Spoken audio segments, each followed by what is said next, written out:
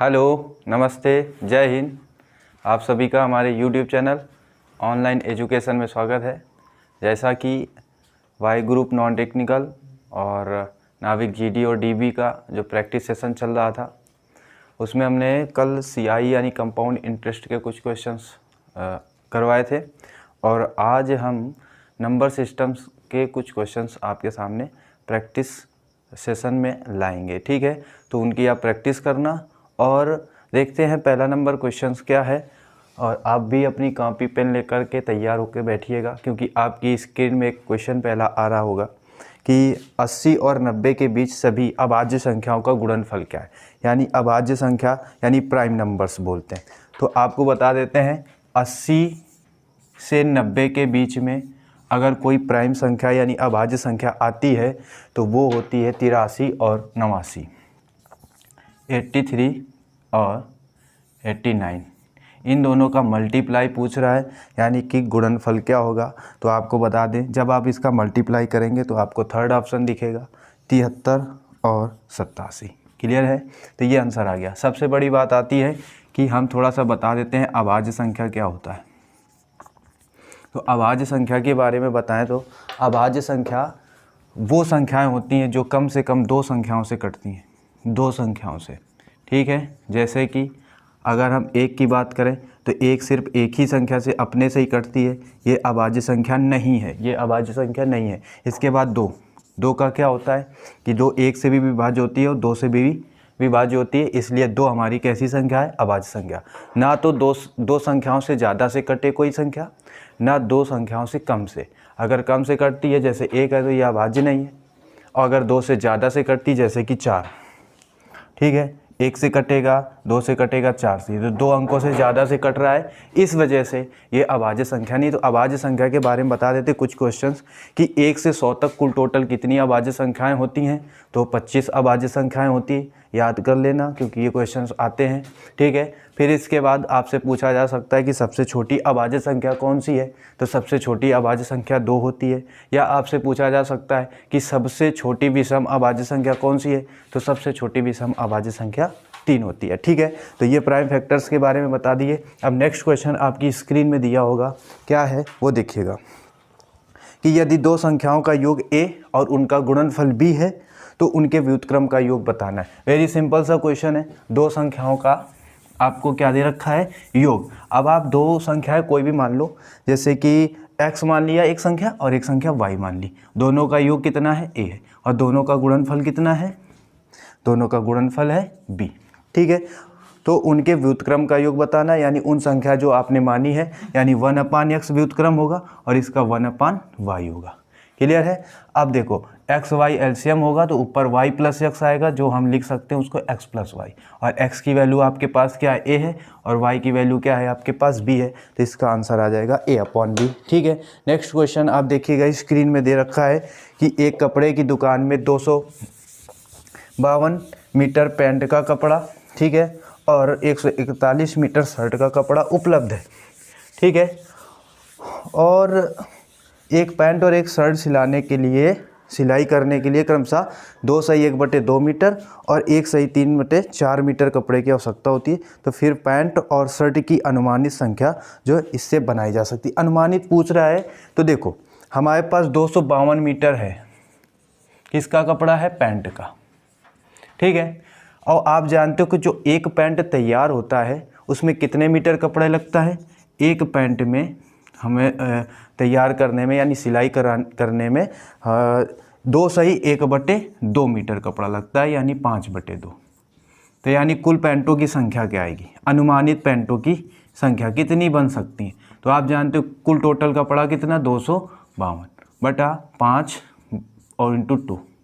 तो जब आप इसका मल्टीप्लाई करेंगे 2 से इसमें और डिवाइड करेंगे तो अनुमानित 100 पैंटें बन जाएंगी। कितनी पैंटें बन जाएंगी, 100 पैंटें बन जाएंगी। अब आप जानते हो कि एक शर्ट बनाने के लिए कितना कपड़ा चाहिए, 1/3/4, यानी कि देखो पूरा डिवाइड नहीं होगा, अनुमानित लेना है, जितना चला जाए उतना करना है। ठीक है, इसके बाद अब जैसे इसको है मिश्रित भिन्न में लिखा है तो इसको हम साधारण भिन्न में बदलते हैं, तो ये कितना हो जाएगा, 7/4। एक शर्ट बनाने में 7/4 मीटर कपड़ा लगता है, ठीक है। और टोटल शर्ट का कपड़ा हमारे पास कितना 141 है, तो 141 में 7/4 यानी बटा का 4 ऊपर जाएगा, हल करोगे तो अनुमानित 80 शर्टें बनेंगी, ठीक है। इसके बाद नेक्स्ट क्वेश्चन देखिएगा क्या है।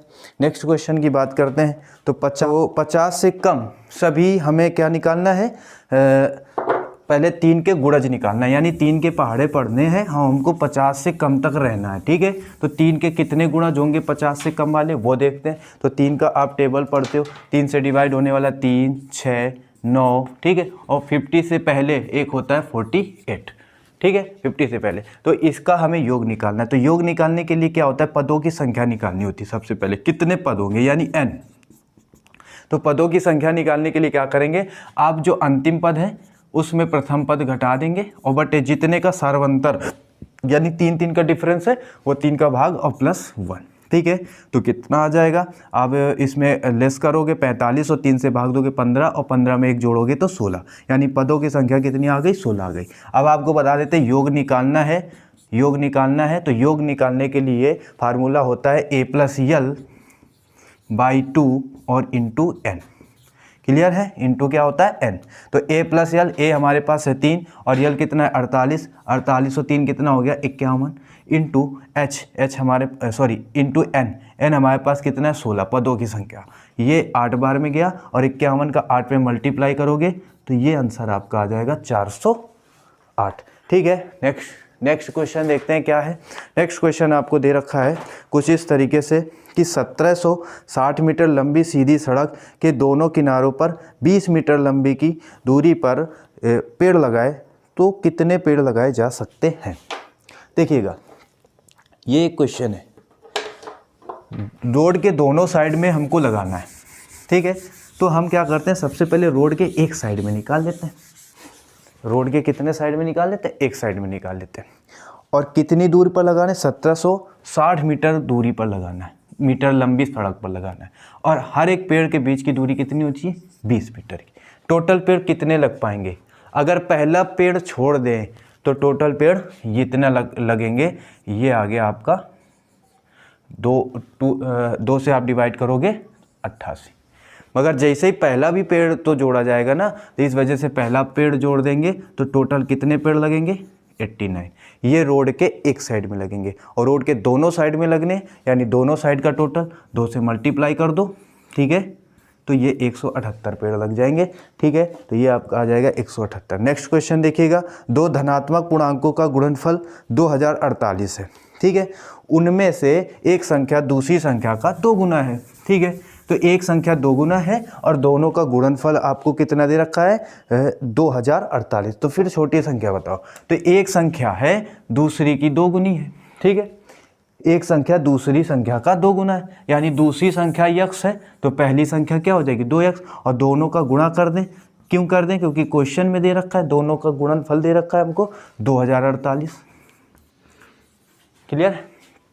अब 2 से आप डिवाइड करो इसको, ये कितना आ गया 1024, यानी x² बराबर कितना आ जाएगा 1024, ठीक है। अब 1024 आ गया और आप जानते हो 1024 किसका स्क्वायर होता है, तो ये होता है 32 का स्क्वायर, यानी x = कितना आ जाएगा 32, ठीक है। तो छोटा पूछ रहा तो ये 32 और ये कितना हो जाता है 64, तो 32 हमारा क्या हो जाएगा आंसर हो जाएगा।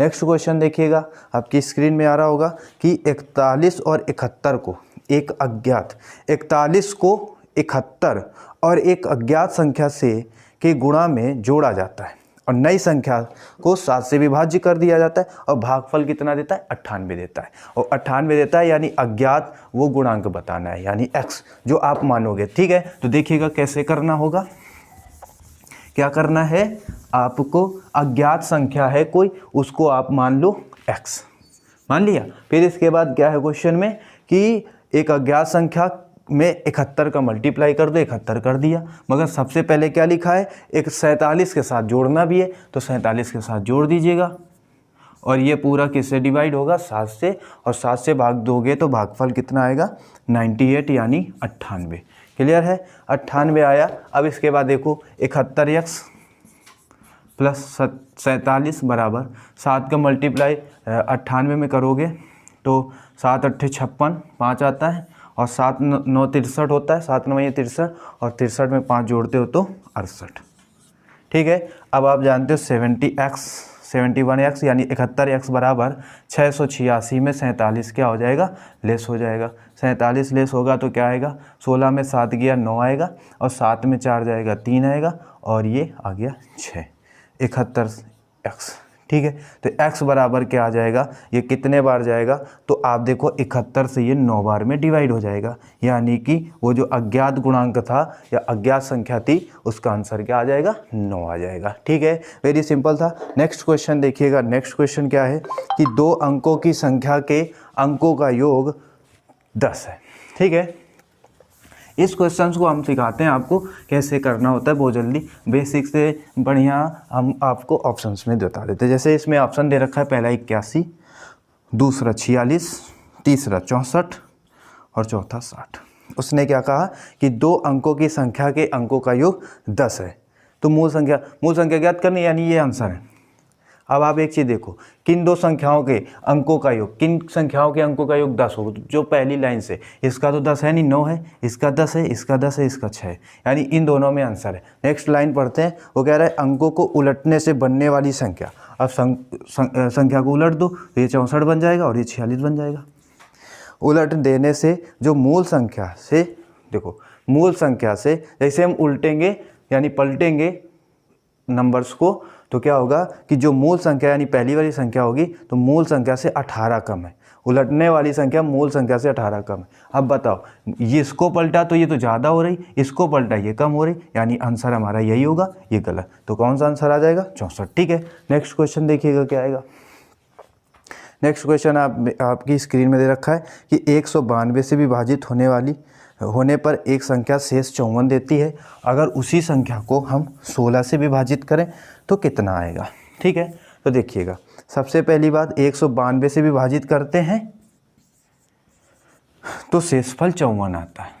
अगर हम 16 से विभाजित करेंगे तो कितना आएगा। तो इसके लिए कंसेप्ट होता है कि अगर जिससे आप भाग देने वाले हो या जिससे आपको प्रश्न का उत्तर चाहिए, ठीक है, आप ये देख लो कि ये पहली वाली विभाजित वाली संख्या को डिवाइड करता है कि नहीं करता है, पहले भाग देने वाली संख्या को पूर्णतः विभाजित करता है कि नहीं करता, तो कर रहा है। ठीक है, जैसे ही कर देता है तो डायरेक्ट में हम क्या करते हैं, उस 54 यानी जो शेष फल था 16 से भाग दे देते हैं। 16 से भाग दिया, 16 3 48 होता है, शेष फल कितना आया, 6। तो ये आपका हो गया आंसर। ठीक है, अब देखते हैं।